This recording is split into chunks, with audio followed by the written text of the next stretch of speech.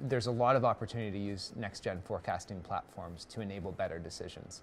We tend to think about better decisions faster as a framework to organize our thinking, and so often the inclination with platforms is to think about how it could be faster. That's either more efficient or more responsive to the changes of the market.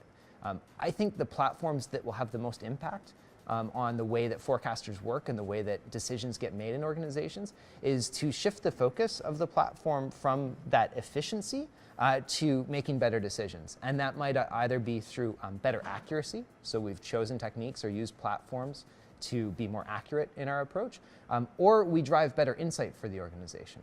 And so to answer the question about how could we use platforms more effectively in an organization, I think what we should be doing is thinking about the different components of it and how they can help share that insight with the organization more effectively. And so it means that we have different components that we need to have in that. We may need to think about the analytical approach that our forecast tool enables us to do, but then also how do we communicate that to the organization? And so if we can reduce the time it takes to go from analysis to communication, we can actually enable a faster decision-making process within the organization. Yeah, I'd say you know, to that point where companies are looking at the platforms really benefiting them is speeding up some of the mechanics associated with forecasting. There's too much time spent on repeatable operational tasks where people are really looking for insights and judgment from our forecasters. So ingestion of data, how do we take in data in an automated way and feed it into forecast models, feed it into analytical models to set up forecasters' work?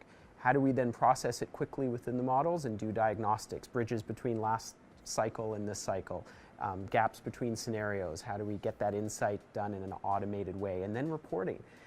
Obviously communicating the forecast out is a critical part of it, and automating the reporting that's done can really speed up because people spend so much time on multiple scenarios and working through these operational tasks. So let the platform take on the operations work and have the forecaster really spend the bulk of their time thinking and drawing insight in the market.